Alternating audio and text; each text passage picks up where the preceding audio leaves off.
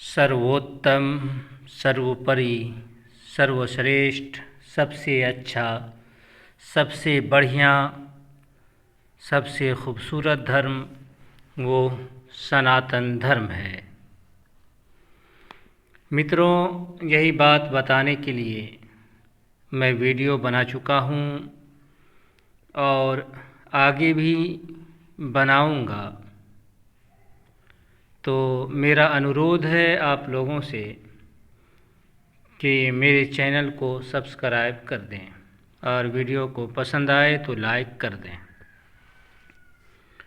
देखें, मैं जो बात करता हूँ वो प्रमाण से भरा होता है।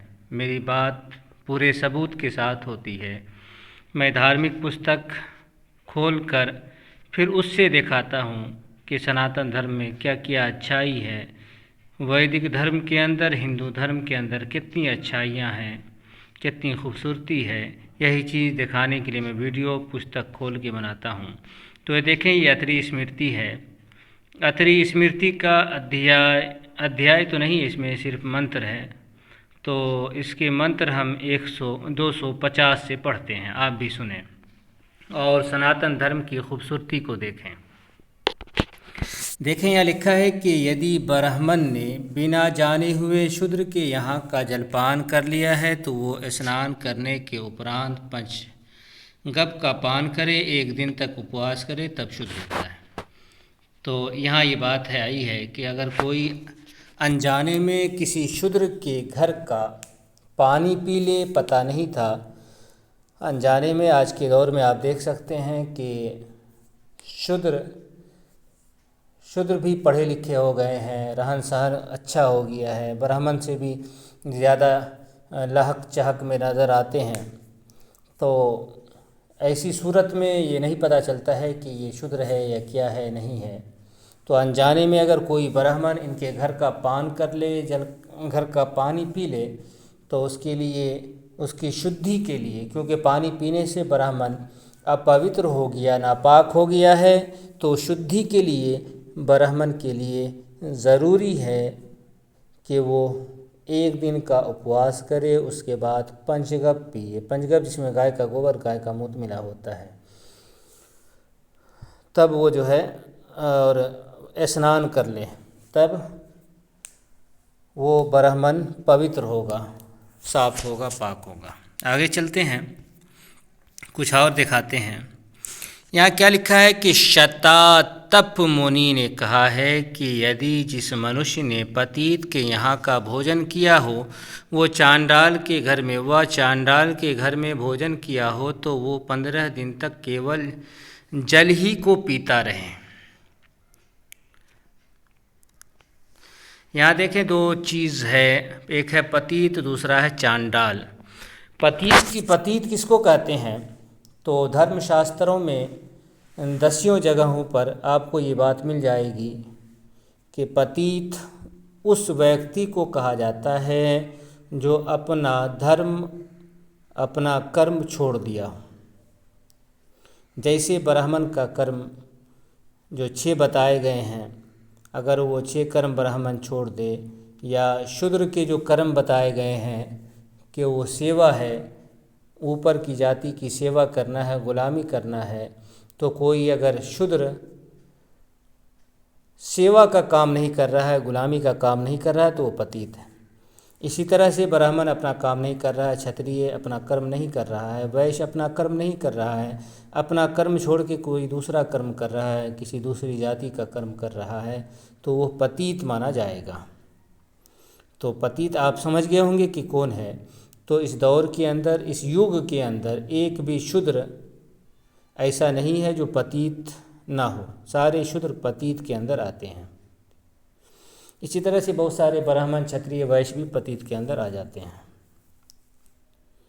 और चांडाल तो जानते ही हैं कि किसको कहते हैं, कि शूद्र और ब्राह्मणी के मिलाप से जो बच्चा पैदा हो उसको चांडाल कहते हैं। माँ ब्राह्मणी हो, ब्राह्मण हो, और पिता शूद्र हो, दोनों के मिलाप से जो बच्चा पैदा होगा वो चांडाल कहलाएगा। तो यहाँ ये बात आई है कि कोई भी पतित के घर या चांडाल के घर में कोई भी ऊंची जाति का व्यक्ति अगर भोजन कर ले तो उसको 15 दिन सिर्फ पानी पी करके रहना होगा, तब वो पवित्र होगा। आगे चलते हैं।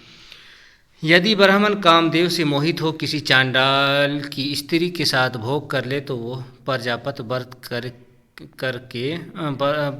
को कर 3 कृष व्रत को करे तब शुद्ध होता है। तो कोई बात नहीं है, सिर्फ व्रत कर लेना है। तो चांडाल की पत्नी से कोई सज़ा नहीं है, कोई जिस्मानी सज़ा नहीं है।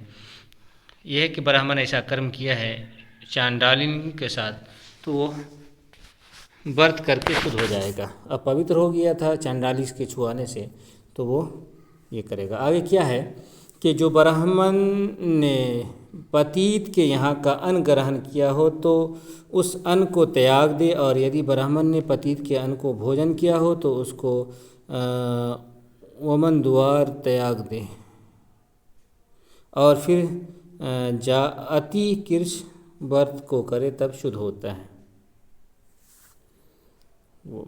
आगे चलते हैं। तो ये तो आ ही गई बात, पतित किसको कहते हैं। यहाँ के अंत्यज चांडाल आदि के हाथ से फेंके हुए काष्ठ लेश तिल और उच्छिष्ट स्पर्श न करें, यानी कि चांडाल अगर कोई भी चीज़ को छू दे तो उसको न छूना चाहिए। आगे है कि चांडाल, पतित, मलेच्छ, मदिरा का पात्र और रजस्वला स्त्री इनका स्पर्श करके ब्राह्मण भोजन न करे, और जो भोजन करते समय इनका स्पर्श हो जाए तो फिर भोजन न करे और उस अन्न को त्याग कर स्नान करे। फिर ब्राह्मणों की आज्ञा लेकर 3 रात्रि उपवास करे और घी के सहित जव का भोजन कर व्रत को समाप्त करे। भोजन करते समय कौवा या मुर्गा छुआए तो 3 रात्रि का उपवास करे तब शुद्ध होता है। और जो भोजन के अंत में उच्छिष्ट अवस्था के समय में कौवे या मुर्गे का स्पर्श हो जाए तो भी 3 दिन उपवास करने से शुद्ध होता है। तो बात ये समझ में आ गई होगी आपको कि चांडाल, पतित, मलेच्छ यानी कि जो हिंदू के बाहर हैं, मदिरा का पात्र और रजस्वला स्त्री। तो आप देख लें कि रजस्वला वो चाहे कि वो ब्राह्मणी की पुत्री हो या क्षत्रिय हो या वैश्य हो, किसी भी जाति की लड़की हो, औरत हो, माँ बहन हो, कोई भी हो, अगर उसको वो रजस्वला यानी माहवारी आ रही हो, महीना आ रहा हो, तो फिर अगर कोई इसे छू ले तो क्या करना है। और यहाँ एक चीज़ और देखना है कि जब स्त्री को ये चीज़ आ रही है तो ये भी चांडाल, पतित, मलेच्छ के समान हो जाती है, एक जैसी हो जाती है। रजस्वला स्त्री को आप कह दें कि ये चांडालनी है, पतित है, मलेच्छ, ये आप कह सकते हैं। और फिर जो है इसके हाथ का बनाया हुआ भोजन ना करें। रजस्वला स्त्री के हाथ का अगर भोजन करेंगे तो फिर पाप लगेगा। तो और इसमें क्या है कि 3 रात्रि उपवास करे और घी जो भोजन करे करके व्रत को समाप्त करे। 3 रात का व्रत करना है। तो ये चीज़ हो गई, आपके सामने ये बात आ गई। अब आगे देखते हैं। जो मनुष्य पशु और वैश्या में गमन करते हैं वो प्रजापत व्रत को करें। जैसे ऊपर आया था कि चंडालनी के साथ करे तो भी प्रजापत व्रत करना है, और या किसी जानवर के साथ या कोई रंडी हो उसके साथ तो उसमें भी यही व्रत करना है। और जो गौ के यानी गाय के साथ गमन करते हैं, गौ माता के साथ गमन करते हैं, वे मनु जी के कहे हुए चंद्रायन व्रत करें।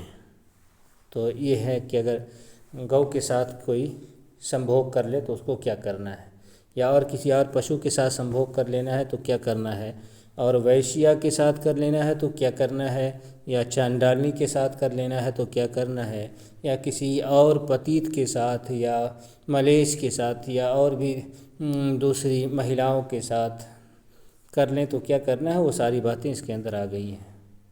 तो एक रास्ता खुला हुआ है।